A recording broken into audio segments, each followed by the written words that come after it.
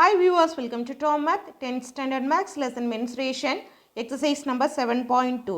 A 14 meters deep well with the inner diameter 10 meters is dug and the earth taken out is evenly spread all around the well to form an embankment of width 5 meters. Find the height of the embankment. So நமக்கு வந்துட்டு ஒரு well வந்து வெட்டி எடுக்கிறாங்கன்னு வச்சுக்கோங்க. பார்த்திங்கன்னா அதோட deep வெல்னு கொடுத்துருக்காங்க. 14 மீட்டர்ஸ் டீப் வெல்னு கொடுத்துருக்காங்க. So the height of the well அப்படின்னு எடுத்துக்கலாம். With inner diameter 10 metres. ஸோ அதுக்கு வந்து பார்த்திங்கன்னா இன்னர் சர்க்கிள் அந்த சிலிண்ட்ரிக்கல் ஷேப்பில் எடுத்துக்கணும். சர்க்கிள் டயாமீட்டர் கொடுத்துருக்கறனால நம்ம இதை சிலிண்டர் ஷேப்பில் தான் எடுத்துக்க முடியும். ஸோ இன்னர் டயாமீட்டர்னு கொடுத்துருக்காங்க. டயாமீட்டர் அப்படின்னாலே ஒரு சர்க்கிள் ஷேப் வரும். அப்போ டாப் ஆஃப் த வெல் பார்த்திங்கன்னா ஒரு சர்க்கிள் ஷேப்பில் இருக்கும். சிலிண்ட்ரிக்கல் வெல் அப்படின்னு எடுத்துக்கலாம். ஸோ டயாமீட்டர் 10 மீட்டர்ஸ் கொடுத்துருக்காங்க inner diameter. And height of the well அதாவது 14 மீட்டர்ஸ் டீப் வெல்னு கொடுத்துருக்காங்க. So height of the well is 14 metres. அது பார்த்திங்கன்னா டாப் சர்க்கிள்லேருந்து பாட்டம் சர்க்கிள் வரைக்கும் இருக்கிறதா ஹைட். ஓகே, இப்போ எப்படி டயாமீட்டரை ரேடியஸாக கன்வெர்ட் பண்ணுறேன்னு பார்க்கலாம். ஸோ நம்மளுக்கு வெல் என்ன ஷேப் அப்படிங்கிறனால டயாமீட்டர் கொடுத்துருக்கனால நம்ம சிலிண்ட்ரிக்கல் ஷேப்பில் எடுக்கணும். ஓகே, நெக்ஸ்ட்டு பாருங்கள் கொஸ்டின்லாம். Is dug and the earth taken out is evenly spread all around the well.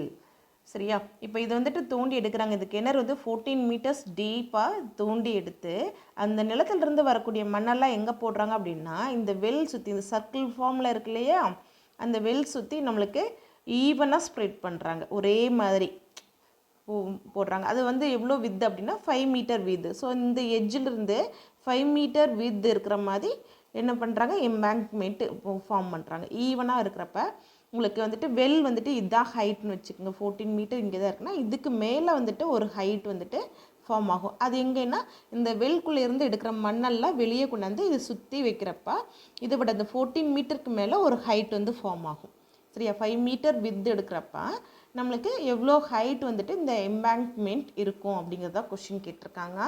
பாருங்கள், a 14 meters deep well with inner diameter 10 meter is dug and the earth taken out is evenly spread all around the well to form an embankment. So அந்த இவ்வளோ metre radius and height இருக்கக்கூடிய well தோண்டி எடுக்கிறப்ப அந்த மண் வந்துட்டு என்ன பண்ணுறாங்க, அந்த கிணறு சுற்றியே போட்டுக்கிறாங்க. போடுறப்ப ஈவனாக 5 மீட்டர்ஸ் வித் இருக்கிற மாதிரி போடுறப்ப அதுக்கு ஹைட் எவ்வளோ கிடைக்கும் அப்படின்னு கேட்குறாங்க. ஸோ நம்ம எவ்வளோ மண் அங்கே போடுறோம் அப்படின்னு பாருங்கள். இந்த வெல் எவ்வளோ ஹைட்டு எவ்வளோ வித் இருக்கோ. சரியா, வித்துனா இங்கே என்ன ரேடியஸ். சரியா, ஹைட் இந்த வித்துக்கு நம்ம ஒரு சிலிண்ட்ரிக்கல் ஷேப்பில் தோன்றப்ப இதுக்குள்ளே இருக்கிற மண்ணை தான் நம்ம வெளியே எடுத்து போடுவோம். அதை விட அதிகமாகவோ குறைவாகவோ வராது. ஸோ நம்மளுக்கு இங்கே வெளியே ஃபார்ம் பண்ணியிருக்கோம் இல்லையா எம்பேங்க்மெண்ட், அதுக்கு எவ்வளோ மண் வந்திருக்கும், இந்த கிணறோட வால்யூம் எவ்வளவோ அவ்வளோதான் அந்த மண் இருந்திருக்கும். ஸோ நமக்கு எம்பேங்க்மெண்ட் ஹைட் கேட்டிருக்காங்க, வித் இங்கே கொடுத்துட்டாங்க. சரியா, ஓகே. இப்போ நமக்கு வெல் அப்படிங்கிறப்ப சாலிட் சிலிண்டர் எடுத்துக்கணும். வெல் அப்படின்னா சாலிட் சிலிண்டர், ஏன்னா அது உள்ளே இருக்கக்கூடிய அந்த மண்ணை மட்டும் தான் நம்ம வந்துட்டு எடுத்துக்க போகிறோம். சரியா, அப்போ வந்துட்டு வெல் அப்படிங்கிறப்ப சிலிண்டர் ஷேப், அது சாலிட் சிலிண்டர் அப்படின்னு எடுத்துக்கிறோம். ஓகேவா. இப்போ எம்பேங்க்மெண்ட் மேலே இருக்கக்கூடிய எம்பேங்க்மெண்ட் என்ன, இந்த அளவு மண்ணை தான் நம்ம வெளியே போட்டிருக்கோம். ஸோ இது எவ்வளோ வால்யூமோ அதோட வால்யூம் சேம். இந்த எம்பேங்க்மெண்ட் வால்யூமும் இந்த கிணறோட வால்யூமும் சேம் இல்லையா, அந்த அளவு மண்ணு தான் வெளியும் போட்டிருக்கோம். இப்போ என்னன்னு பார்த்தீங்கன்னா எம்பேங்க்மெண்ட் என்ன ஷேப்பில் இருக்குதுன்னு பார்த்தீங்கன்னா ஹாலோ சிலிண்ட்ரிக்கல் ஷேப்பில் இருக்கும். ஏன்னா இது ஓப்பனாக இருக்கும். இதோட வெல்லோட ஓப்பன் அந்த டாப் வந்து எப்படி இருக்கும், ஓப்பனாக இருக்கும். ஸோ இது நமக்கு ஹாலோ அப்படின்னு எடுத்துக்கணும். எதுக்கு மட்டும் இந்த எம்பேங்க்மெண்ட் மட்டும் ஹாலோ சிலிண்டர் அப்படின்னு எடுத்துக்கிறோம். ஓகே, இப்போ நம்மளுக்கு 2 ஷேப்ஸ் இருக்குது இங்கே கொடுத்துருக்குல்ல. ஃபர்ஸ்ட் ஒன் பார்த்திங்கன்னா சாலிட் சிலிண்டர். சாலிட் சிலிண்டர் அப்படிங்கிறது என்ன, வேறு ஒன்றும் இல்லை, வெல் தான்.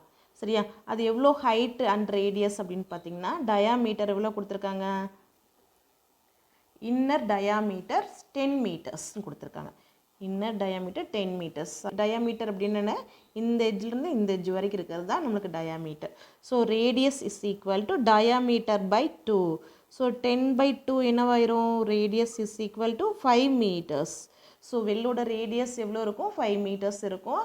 And then height of the deep வெல்னு கொடுத்துருப்பாங்க 14 மீட்டர்ஸ் டீப் வெல். ஸோ நம்ம height of the well is 14 meters. So நம்மளுக்கு 2 டீட்டெயில் தேவை. ஒரு சிலிண்டர் ஃபார்மாக ரேடியஸ் அண்ட் ஹைட் இது ரெண்டுமே கொடுத்துட்டாங்க. இது வெல் ஷேப்.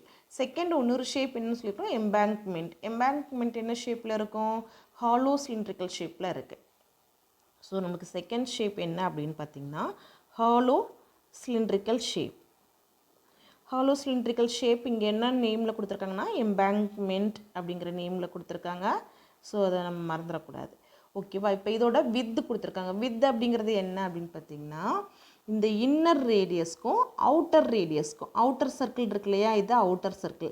இன்னர் சர்க்கிள் நம்ம வெல் எடுக்கிறப்பே எடுத்துட்டோம் இல்லையா. அவுட்டர் சர்க்கிள்ங்கிறப்ப capital R, external radius. External radius எப்படி கண்டுபிடிப்போம்னு பாருங்கள். இன்னர் ரேடியஸ் அதாவது இன்டர்னல் ரேடியஸ் ப்ளஸ் வித், அப்படி தான் நம்ம எக்ஸ்டர்னல் ரேடியஸ் கண்டுபிடிக்கணும். ஸோ எக்ஸ்டர்னல் ரேடியஸ் எப்படின்னு பார்த்திங்கன்னா 5 meters internal radius plus width வந்துட்டு 5. So external radius is 10 meters. 10 meters. அதுக்கப்புறம் நம்மளுக்கு இந்த எம்பேங்க்மெண்ட் ஹைட் நமக்கு தெரியாது.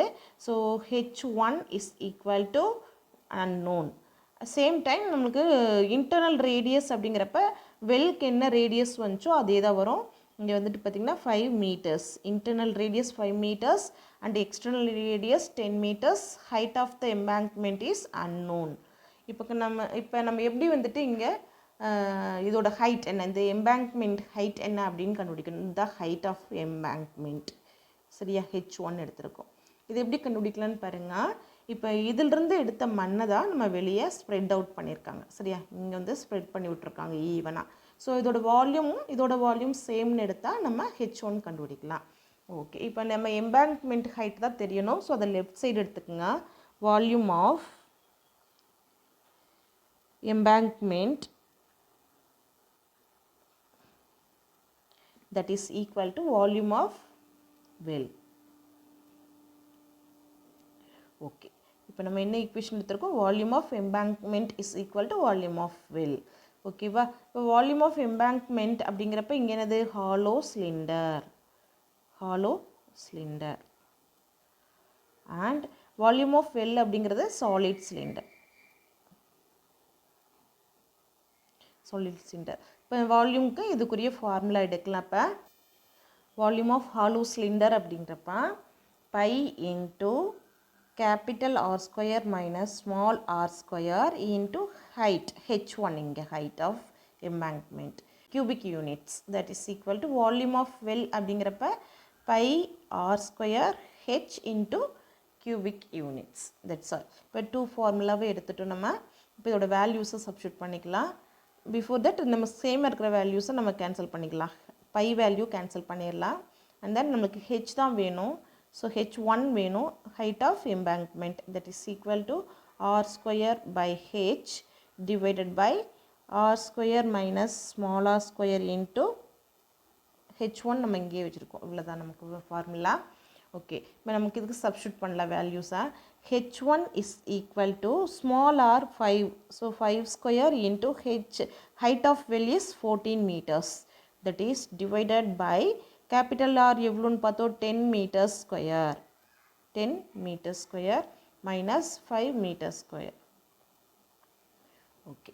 இப்போ நம்ம இதோட கால்குலேஷன் போடலாம் இதுக்கு. So height of embankment is equal to 5 square 25 into 14 is divided by 10 square 100 minus 5 square 25. So இது நம்ம மல்டிப்ளை பண்ணி எழுதுகிறப்ப என்ன வரும்னு பாருங்கள். 25 into 14 350. 100 minus 25 75. ஸோ இப்போ நம்ம டிவைட் பண்ணி பார்க்கலாம். 350 is divided by 75. ஸோ 350ல் எவ்வளோ 75s இருக்குன்னு பார்த்தீங்கன்னா 4 times எடுக்கலாம். இப்போ 300. ஸோ சப்ட்ராக்ட் பண்ணால் 50. எகெயின் நம்ம டெசிமல் பாயிண்ட் வச்சு 0 எடுங்க, 500 ஆயிடுது. ஸோ 500ல் எவ்வளோ டைம்ஸ்னு பார்த்தீங்கன்னா 675 ஆர் 450. ரிமைண்டர் 50. எகெயின் ஒரு 0 சேர்த்திக்குங்க. எகெயின் 500 தான் கிடைக்கும். ஸோ அதில் வந்துட்டு 6 டைம்ஸ் ரிமைண்டர் 50 தான் கிடைச்சிட்ருக்கும். ஸோ கண்டினியூஸாக 6 கிடைச்சிட்டே இருக்கும். ஓகேவா. பாருங்கள், height of embankment is equal to 4.666 etc. So nearest approximate value என்னன்னு பார்த்தீங்கன்னா 4.7 meters. Height of the embankment is equal to 4.7 meters. Next question பார்க்கலாம். Next question, question number 2. A cylindrical glass with a diameter 20 centimeters has water to a height of 9 centimeters. This small cylindrical metal of radius 5 centimeters and height 4 centimeters is immersed it completely. Calculate the raise of water in the glass. So பாருங்கள் ரெண்டுமே cylindrical shape தான் கொடுத்துருக்காங்க. First ஒரு class கொடுத்துருக்காங்க. கிளாஸில் வந்துட்டு water level 9 centimetre ஹைட்டுக்கு இருக்குது. சரியா, கிளாஸ்க்கு வந்து பாருங்கள் அதுவும் சிலிண்ட்ரிக்கல் ஷேப்பில் இருக்கக்கூடிய ஒரு கிளாஸ். அதில் வந்துட்டு 20 centimetre diameter and has water to a height of 9 centimetres. Okay, இதோட கிளாஸோட ஹைட் எவ்வளோன்னு தெரியாது, பட் வாட்டர் லெவல் இந்த க்ரீன் லெவல் இருக்கிறது ஃபஸ்ட் நம்ம இருக்கக்கூடிய லெவல்னு வச்சுக்கோங்க. ஸோ இந்த க்ரீன் லெவலில் எவ்வளோ சென்டிமீட்டர் வாட்டர் இருக்குது ஹைட் அப்படின்னு பார்த்திங்கன்னா 9 சென்டிமீட்டர் ஹைட்டுக்கு அந்த கிளாஸில் வாட்டர் இருக்குது. ஓகே, இப்போ இதோட டயாமீட்டர் என்ன கொடுத்துருக்காங்க, diameter is equal to 20 centimetres. So diameter அப்படிங்கிறது என்னது, இதுதான் டயாமீட்டர் 20 சென்டிமீட்டர்ஸ் கொடுத்துருக்காங்க. ஸோ இதை நம்ம வந்துட்டு ரேடியஸ்க்கு கன்வெர்ட் பண்ணிக்கிறோம். ஓகே, இப்போ இதில் என்ன சேஞ்சஸ் நடக்குது அப்படின்னா, again a small cylindrical metal of radius 5 centimeters and height 4 centimeters is immersed it completely. Again ஒரு cylindrical ஷேப்பில் இருக்கக்கூடிய ஒரு மெட்டல் ஹைட் அண்ட் ரேடியஸ் கொடுத்துருக்குறாங்க. ஸோ அதை வந்துட்டு இந்த தண்ணிக்குள்ளே போடுறாங்க, கம்ப்ளீட்டாக மூழ்கிடுச்சு. சரியா, மூழ்கிறப்ப இதோட ரேடியஸ் என்ன கொடுத்துருக்காங்கன்னா 5 centimetre radius and height 4 centimetre கொடுத்துருக்காங்க. சரியா, ஹைட் 4 அண்ட் ரேடியஸ் 5ன்னு கொடுத்துருக்காங்க. ஓகே, இப்போ இது வந்து மூழ்கிறப்ப இந்த 9 சென்டிமீட்டர் வாட்டர் லெவல் இருக்கு இல்லையா ஹைட், அது எகெயின் என்ன பண்ணுது, இவ்வளோ ஹைட் வந்துட்டு ரைஸ் ஆகுது. இந்த ஹைட் ரைஸ் ஆகிடுது. சரியா, இந்த ஹைட் ரைஸ் ஆகிடுது. ஏன்னா இந்த ஒரு பொருள் உள்ள தண்ணியில் போகிறப்ப அதோட வாட்டர் லெவல் என்ன ஆயிரும், மேலே இன்க்ரீஸ் ஆகுது. ஓகேவா, இப்போ இந்த ரேஸ் ஆகிருக்கு இல்லையா, இந்த 9 சென்டிமீட்டர்லேருந்து மேலே எவ்வளோ தூரம் ரேஸ் ஆகிருக்கு, இதுதான் அந்த ஹைட் தான் என்னன்னு கேட்டிருக்காங்க. இதுதான் கொஸ்டின் கேட்டிருக்காங்க, வாட்டர் லெவல் எவ்வளோ இன்க்ரீஸ் ஆகிருக்கு. Calculate the raise of water in the glass. So raise ஆகிருக்க வாட்டர் லெவலோட ஹைட் என்ன, அதுதான் நம்மளுக்கு கொஸ்டின். ஓகே, இப்போ மெஷர்மெண்ட்ஸ் கொடுத்துருக்காங்க, எப்படின்னு பார்க்கலாம். பாருங்கள், இப்போ நம்ம எப்படி வந்துட்டு எடுக்க போகிறோம் அப்படின்னா, ஃபஸ்ட்டு வந்துட்டு இந்த கிளாஸ் வாட்டர் இவ்வளோ ஹைட் இருக்கு இல்லையா, நம்ம இந்த லெவல் மட்டும் யோசிக்க போகிறோம். இந்த ஹைட்டு, சரி, எந்த ஹைட்டு நமக்கு தெரியாது, அதை ஹெச்னு எடுத்துக்கலாம். Height of raised water level is H. Okay, again நம்மளுக்கு இதுக்கு வித்து வந்துட்டு சேஞ்ச் ஆகவே போகிறதில்ல, அதாவது ரேடியஸ் 20 மீட்டரே தான். ஹைட் மட்டும் நம்ம இதிலிருந்து இது வரைக்கும் ரேஸ் ஆன வாட்டர் லெவல் மட்டும் எடுக்கிறோம். எகெயின் இந்த வால்யூம் லெவல் எவ்வளோ வந்துட்டு இன்க்ரீஸ் ஆகிருக்கும், இந்த சிலிண்ட்ரிக்கல் ஷேப் மெட்டல் உள்ளே எவ்வளோ போட்டிருக்குமோ இதோட வால்யூம் என்னவோ அதே வால்யூம் லெவல் தான் மேலே இன்க்ரீஸ் ஆகிருக்கும். ஸோ இன்க்ரீஸ் ஆன வால்யூமும் இந்த மெட்டலோட வால்யூமும் ஈக்குவலாக இருக்கும். சரியா, இப்போ நம்மளுக்கு 2 ஷேப்ஸ் ரெண்டுமே சிலிண்டர் தான். ஃபஸ்ட்டு வந்துட்டு லார்ஜ் சிலிண்டர்னு எடுத்துக்கலாம், கிளாஸ் சிலிண்டர் 1. நீங்கள் எப்படி உங்களுக்கு வசதியாக இருக்கோ அது மாதிரி எடுத்துக்கோங்க. இது கிளாஸோட ஹைட் எவ்வளோ அப்படின்னா 9 சென்டிமீட்டர்ஸ். பட் நம்மளுக்கு வாட்டர் லெவல் தேவையில்லை, இன்க்ரீஸ் ஆகிருக்க வாட்டர் லெவல் தான் தேவை. ஸோ நம்ம ஹைட் வந்துட்டு அன்னோன் எடுத்துக்கலாம். We have to find the height. Okay, இதோட டயாமீட்டர் என்ன கொடுத்துருக்காங்க, 20 சென்டிமீட்டர்ஸ். ஸோ இது ரேடியஸாக கன்வெர்ட் பண்ணிக்கலாம், 20/2. So radius of glass is equal to 10 meters. Next வந்துட்டு smaller cylinder.